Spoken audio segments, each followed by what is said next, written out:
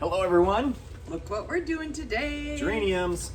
We're gonna plant up more geranium planters because geraniums are so popular. Oh yeah. And they're considered one of the easier plants, except for you do have to deadhead them. Yeah, and they truly are. They're a very easy plant to take care of, but there is absolutely maintenance that goes with geraniums. The worst thing in the world are geraniums that are not cleaned up. If you're gonna take on geraniums, commit to cleaning them up properly. But today we're not talking about cleaning them up, we're talking about planting them up. So you're gonna They smell so good. Yeah. Like there's a fragrance.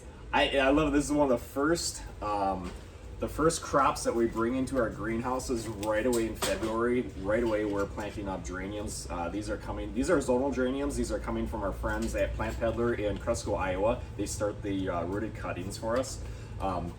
We love this Rocky Mountain series. We've talked about this a lot. And they're zonal geraniums, which means that they're kind of that standard good geranium. Not seed geraniums. I don't care for those. These are the good, high quality standard geraniums. So explain the difference between a seed geranium, because that's what you see a lot of that are super. Yeah, so seed geraniums, obviously from the name, they're coming from seed. They just don't perform as well as a zonal geranium, which is coming from a rooted cutting. And that keeps that genetics. It's a strong performer. It's like the difference between hamburger and steak. I mean, there is a difference. They're all beef, but there is a big difference. And if you're at especially at big box retailer, and you're like, oh my goodness, they got geraniums for 99 cents. Okay, that's a seed geranium. That's ground chuck. Okay, I want steak. And even within the different geranium series, there's different series, and there's Calliope, Americana, the Rocky Mountain, which is what we love. Yep. And the Rocky Mountain series, it gets about 15 inches tall. It gets these great big heads. These are just young. These will really fill out. They get the great big heads on them. They're just a solid performer. Okay, so anyway, today what we're doing is doing up some planters. We're going to kind of do some classic, which is what you're working on right now. That's this is a classic geranium planter, and then we're going to get maybe a little more thrills and a little bit, some different styles. Yeah. So what do we have here? Square like you container. said, totally classic. We got our square container.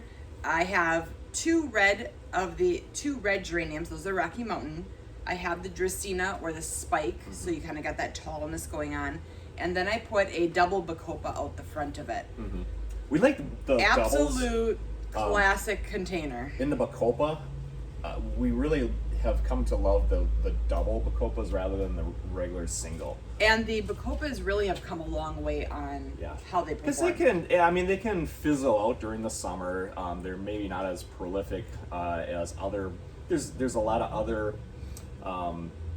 But this series has come a that long you can ways. put in. Yeah. So the Bacopa. So something that my mom brought up to me many years ago about the Bacopa that she noticed is the little finches, the birds.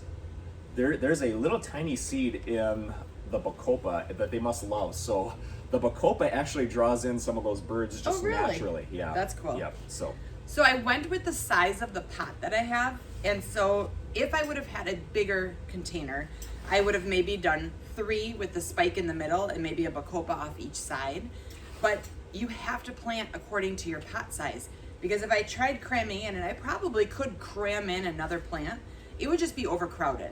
So remember, these are freshly planted, and give it a few weeks and you're gonna have a nice big full arrangement. Yeah. But right now, it's the beginning of May, so you have to remember that. So taking a look at this, just giving you kind of the look of this. So classic planter here with the geraniums, just a very nice standard, and a lot of people go for this.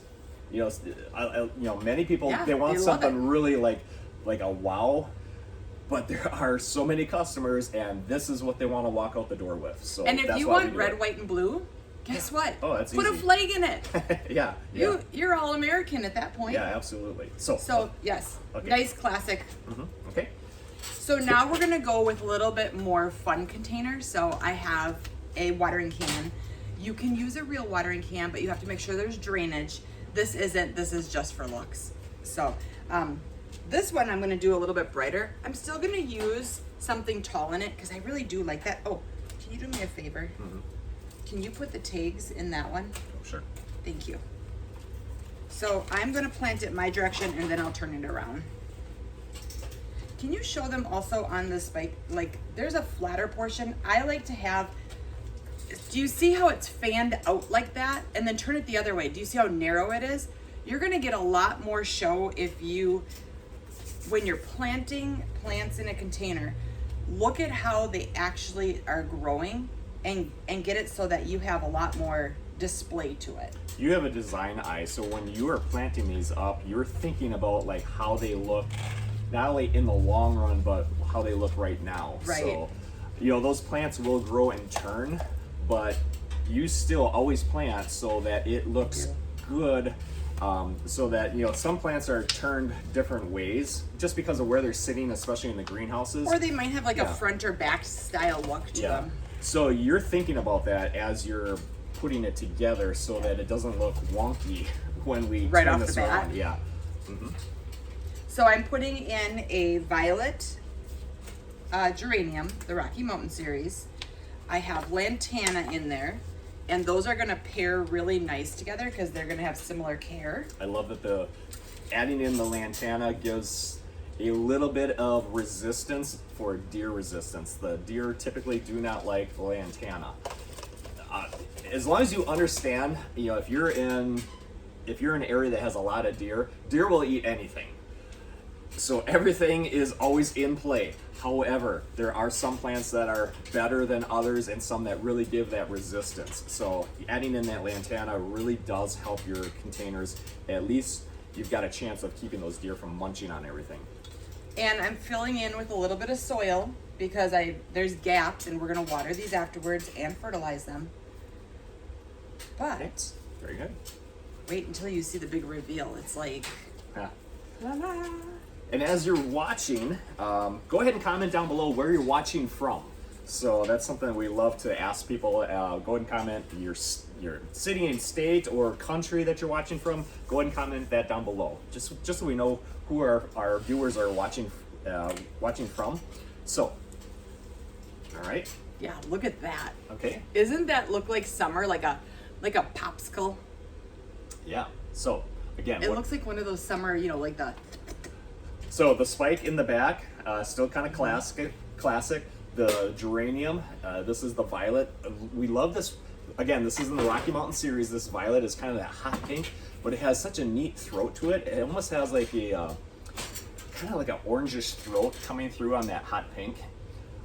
And then the lantana. Especially in the morning and Oh in the yeah, evening. the sun is catching it just yeah. pops. So the lantana, the calibrachoa. Tilt that so you can see the striping on the calibrachoa. Can you bring it up really close for them? And then that trailer that's spilling over is the mizu, and the mizu will get a little kind of like a hot pink to reddish flower on it. It's a very petite flower, but they really turn out nice. And cleanup on this is really just going to be your geranium and your lantana. Yep. And you don't need to spend a lot of time on it. Just go out, look at it, and Yeah, about once a week, just make sure to clean that up. yeah. Okay. So the next one I was going to do in a smaller container, but I'll show you. You're struggling. I was. So I really wanted to use this cleome, but I can't put this in with what I wanted in a smaller container. So this gets pretty good does. size. This And one, this yeah. coleus. The coleus. The coleus gets 36 inches. Yeah. So actually, yeah, the cleome and the coleus, this series cleome, clementine pink, this one will be. It doesn't look very big yet. 24 to 30 inches tall. So you're talking 2.5, 2 to 3 feet. That's going to be significant. So Right. it's definitely a big size pot. I needed a bigger pot because I didn't want the cleome to take over the geranium because I'm going to put some geraniums in here because that's what we're doing today. Yep. I didn't want to have a smaller pot. It would take it over and it would choke them out. Yeah. So you need to have enough soil volume to be able to, when you're designing stuff. Okay. Because they're little right now. All right. Did you put tags in the other one I for did. me? Yep. Thank you. So are you putting this in the back? I am. I'm doing all these one-sided. I can do all the way around, but just with all the different colors that I have going on, you need to think about, where is this going? So, so this scenario, you're putting that to the back. So if it's maybe more towards a wall or something, and you're looking at it like from the front side, where you could have a planter that's maybe in the middle of the yard where you're looking all the way around it. So then you would maybe put those taller items in the middle because you don't want it to be one-sided. So think a little bit about where this is going, where it's going to be placed. or just your flow of traffic. Like, what is your? You don't have to overthink it, but just having a little bit of prep of, okay, I'm going to make this one-sided, or I'm going to make it all around. I always like to say, if you're going to put a flower in a container, make sure it shows. Yeah. Like, if it's not going to show, why spend the extra money on it? Okay, so get this. This one's going to be a little bit more like dainty looking. And one more. So that was the alyssum that you're putting in, and we call that a super alyssum. Fragrant. It's not the we have alyssum that's in the bedding plant alyssum that's in 4-packs for us. This is a super alyssum. This is a very aggressive alyssum, and you'll see it as soon as we spin this around. You're adding in that Lyssamachia now, that kind of that light green as we go. And I'm going I know to that just the coleus train and this a little bit. the coleus and the geraniums really Isn't go this together. so pretty? Good job. Doesn't this look like you should have tea time next to it? Yeah, right. Not golf, but like actual tea. Yeah, right. It's like got all that soft. So the geranium is not the Rocky Mountain series. That was a This different one series. is part of the Roselle. Rosalie. Rosalie. Antique salmon is the color on that one. So, And it's so pretty. Yeah. Then The we have the Cleome. Cleome. We have the Coleus. And remember, this is going to get about 30 inches tall. This is going to get up to 36 inches tall. So this will actually be taller. Your geraniums, the alyssum to kind of give it that real soft, kind of lacy look. And then that Lyssamachia is going to grow down. Oh, it's going to be beautiful. very nice. I'm excited for that one. Okay. Stick I all might those have in. to do a few of those. Okay. And one more. One more. All right, here we go. Because we were getting ready to do the video, and Scott's like, look at this. This osteosperma that. And this so I'm is like, just- okay, I'll look make how something. gorgeous this is. I don't know if the camera's gonna pick up on the different hues. It's not just yellow. There are some purples in there coming through. It's absolutely gorgeous. So I was just like, oh, did you see this color? This is beautiful. So this is osteospermum. We just call them osteos. So this is Zion Morning Sun. It's beautiful. So, okay. Can you show them this salvia? So there is the Proven Winners Rock and Play in the Blues, which has a very similar flower to this. This one is called Velocity Blue. Yep. By Syngenta. And it looks similar as far as the flower, but it is much shorter. So for some people, that is a big advantage. You know, when you have a pot size like this, and I have a nice tall pot, it's filled all the way through. This one will only grow to about 16 inches, where the Rock and Play in the Blues is almost up to that 36 inches. Yeah, they're big. But again, if you want to bring in the pollinators, we found that the salvia is just one of the #1 plants that we use. And again, it's that high point. We put it in a big container. The salvia really does draw in the hummingbirds, the bees, the butterflies, those pollinators come in. They absolutely love the salvia. Okay, so you got the osteospermum. Do you want this one too or no? Nope, I'm just Okay. gonna do the one because I can't overcrowd this. The geranium, again, you're using that violet geranium in the Rocky Mountain series. So Because this I is really a- like it. It really pops everything. It does, yeah. This is going to be a really festive, fun So you got one arrangement. wave petunia. This we like the easy waves when it comes to wave petunias. The easy waves are a little more compact but really full. So there are the tidal waves, the easy waves, the regular wave series. We exclusively use the easy waves just because they make a really nice full, kind of more of that mounding, trailing flower. Not as aggressive as a super petunia, but they do have their place. Especially in a planter like this, we can use an easy wave petunia and it won't take over like a super petunia would. Okay, and then you added in a few of the I did the Inca. marigolds. So everything's going to be kind of really tall and full. A lot like this planter. Yes. Yeah, I mean, this is a tall, upright planter. And then you say, well, why didn't you put a spiller in it? Well, I do. It's going to spill. It's kind of leaning up right now, but it's going to be that purple wave petunia, and that's going to flow all the way down the front. Again, you kind of have to remember, plant for your potential. Yeah. Because if you plant for an instant, you're going to be one, way overcrowded, and they're just not going to perform like they should. So that's what this one looks like.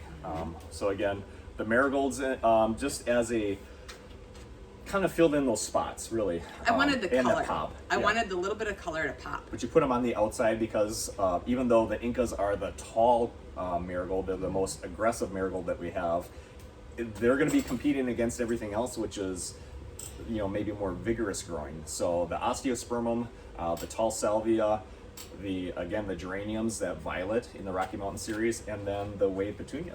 All right, just bring these back up. Do you have a favorite of these that Amy made up? Yeah, tell me which one, because I'll have to remake more. Is it going to be? Okay, should we go A, B, C, or we can D? Well, or we can say the classic. We have the classic here, that classic geranium look. Maybe a little more flair with this fun orange container. Yeah, the fun. The watering the orange can. and the pinks. I mean, there's going to be a lot of color going on with this. This is like your lacy grandma. That's not a bad thing. It's like, the soft younger colors. Generation loves that grandma look. I mean, there's some soft colors in this big square. Why don't you bring container. it over for the Facebook to be able to see? So you can see that. So that's a little bit more of your. Or our tall fiesta. Nice. Well, all of them have their place. I would take any of them, but what's your favorite? Yeah. Okay. What's your favorite? What's my favorite? I'm gonna go with the flare. I'm. This on a porch has a lot of you like the eye that popping. curb appeal. I mean, this is gonna draw in. This is gonna grab your attention. I'm not a grab your. Like for me, I'm not like flashy. I'm in a gray hoodie 99% of the time, but I do like this. This is really cool. So I'm going with the watering can. I think mine is like this one. The, and normally I'm more of like bold colors. Yeah, that's so cool though. I know that this is going to be absolutely gorgeous. It's stunning. Mm-hmm. So I think that one's mine. All but right. what's yours? Okay. Post it. So we're gonna water these. Yes. They're actually gonna get watered and fertilized today right away. We like to water after we're done planting, and that just helps get that soil in and around that planter and kind of locks things in place because they're going to be that most vulnerable early on. And when I say vulnerable, I mean like those plants are going to be able to shift and move, and that helps get those plants just getting that soil kind of locked around it. I'm going to fertilize today too. I want to get these rolling. So we're going to go ahead and juice them here with the Beat Your Neighbor fertilizer, get some growth going right away. So that's what we're going to do. Speaking of fertilizer, go ahead. We have a new Beat Your Neighbor fertilizer retailer. So another retailer around the country. This one's kind of local to us. The Flower Shop in Gillett, Wisconsin. So not too far away. So we know them. Yep. They were just here last year. Yeah. Checking out our soil machine. Yeah, exactly. So they were. We got to visit with them, and so they are a greenhouse that carries our Beat Your Neighbor fertilizer.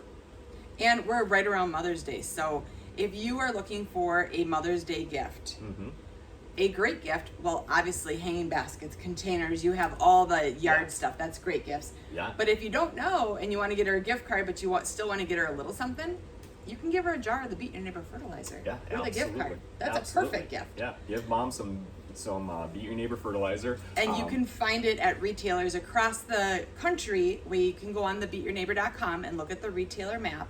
There's 110, 113? 113. We added on 3 brand new retailers just yesterday. Perfect. So, and there's a lot more in the queue. Like we've got the paperwork, we're ready to roll.